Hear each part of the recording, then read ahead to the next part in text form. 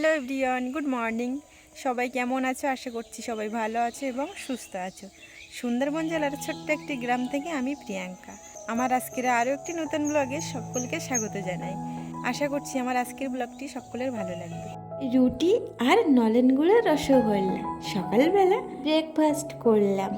তারপরে একটা কলসি নিয়ে কলে গেলাম, আর গেলাম তার সঙ্গে হাঁস দেখতে। এক কাজ করতে গিয়ে দুই কাজ হয়ে যাবে। ঠান্ডার সময় হাঁসের মাংস বেশ ভালো লাগে, কিন্তু আমি হাঁসের মাংস খাই না, কিন্তু বাড়ির সকলে সবাই খায়।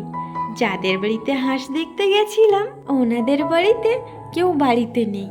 এই টাইমটা সবার বাড়িতে ধান কাটছে, কারো বাড়িতে ধান তুলছে, হয়তো ওনারা মাঠে আছে। এখন বাড়ি চলে যাচ্ছি, পরে আবার আসবো 11টার দিকে, তখন হয়তো বাড়ি আসতে পারে। হাঁসের কথা ওনাদেরকে বলা ছিল। এদিকে বাড়িতে এসে দেখি বাজারে থেকে লাইলন টিকা নিয়ে এসছে। তিনটে অনেক বড় বড়, 2 কেজি। তিনটেতে 2 কেজি হয়ে গেছে।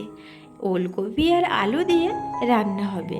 আমরা তো হাঁস রাঁধতে গেছিলাম, দুপুরবেলা তো হয়নি, রাতের বেলা হাঁসের মাংস হবে।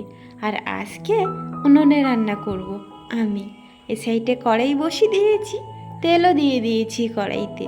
আর এদিকে লাইলন টিকা লবণ হলুদ দিয়ে ভালো করে মেখে নিয়েছি। তেলও কিন্তু খুব সুন্দর গরম হয়ে গেছে। এবারে মাছগুলো দিয়ে দেব।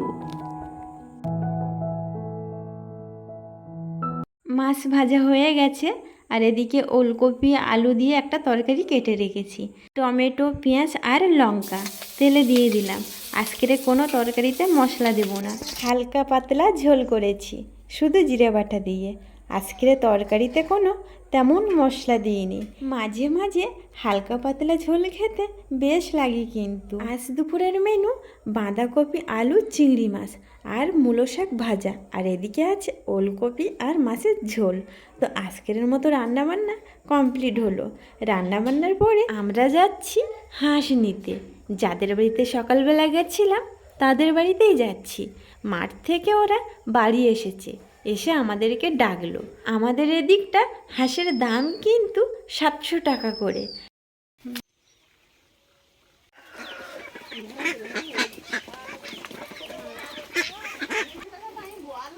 হাঁস নিয়ে বাড়িতে চলে আসলাম। তারপরে আসলাম কলপাড়ে, স্নান করব। দুপুর হয়ে গেছে, ওই 2টো মতো বাজে এখন। এদিকে চন্দন স্নান করবে, তার জন্য জল গরম করতে গেছে, আর আমি এমনি জলেই স্নান করব।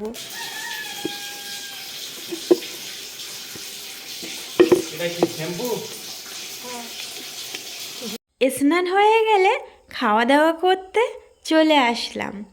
আমি খাচ্ছি মূলো শাক ভাজা, আর একটা লেবু আছে সঙ্গে। আর এদিকে দেখো চন্দন খাচ্ছে বাঁধাকপি আলু দিয়ে চচ্চড়ি। তারপরে আমি নিলাম ওলকপি আলু মাছের ঝোল, তার সঙ্গে আছে বড়ি। খাওয়া দাওয়ার পরে বাগানে আসলাম। বেশ শীত শীত লাগছিল, ঠান্ডার সময় তো খাওয়ার পরে আমার একটু শীত শীত লাগে, তো সেই জন্য দুজনে মিলে একটু বাগানে আসলাম। এদিকে চন্দনের ঘুম পাচ্ছে।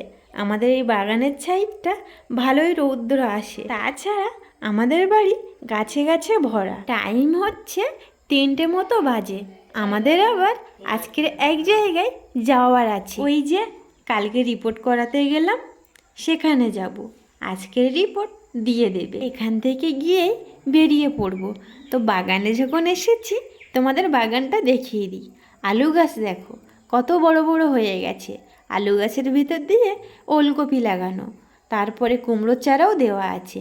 এদিকে আছে ফুলকপি আর আছে বাঁধাকপি, আর এদিকটা আছে লঙ্কার চারা। পুরোটাই লঙ্কা দেওয়া আছে, ভাগ ভাগ করে সব দেওয়া আছে। আর এই সাইডে আছে মূলো শাক, আর পাশে আছে পালং শাক আর লাল শাক। খেতে কিন্তু বেশ লাগে লাল শাক। এদিকে আছে আখ।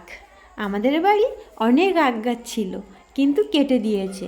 আর এই সাইডে দেখো মাছের খাবার দিয়েছে। ওখান থেকে চলে আসলাম রিপোর্ট আনতে। রিপোর্ট দিয়ে দিয়েছে। এখন ওই টাইম হচ্ছে 4টে মতো বাজে। এখন বাড়ি যেতে কটা বাজে ঠিক নেই। এখন তো আছি গড়িয়াতে, এখান থেকে যাব সোনারপুরে, সোনারপুর থেকে সোজা বাড়ি চলে যাব। তবে রাস্তায় যদি জ্যাম থাকে অনেক দেরি হয়ে যাবে। কিছু কেনার ছিল আমার, তবে আজকে আর কিনতে পারবো না। যদি আমি এখন কেনাকাটি করতে যাই তবে অনেকটাই দেরি হয়ে যাবে, তখন বাড়ি যেতে কটা বাজবে ঠিক থাকবে না। তো সেই জন্য কিছুই নিতে পারলাম না। বাড়ি এসে গেলাম ওই 8টা বাজে তখন। এই যে হাঁস কাটছে, দুপুরবেলা যে হাঁসটা নিয়ে রেখে গেলাম সেই হাঁস কাটার পরে এদিকে টিফিন হচ্ছে সন্ধ্যাবেলা, সিঙ্গাড়া আর চিকেন পকোড়া। চন্দন টিভি দেখছে আর টিফিন করছে, তার সঙ্গে আছে চা। আর ওদিকে রান্না হচ্ছে হাঁসের মাংস, তার সঙ্গে আছে ডাল আর আলু ভাজা, আর আছে মাছের ঝোল।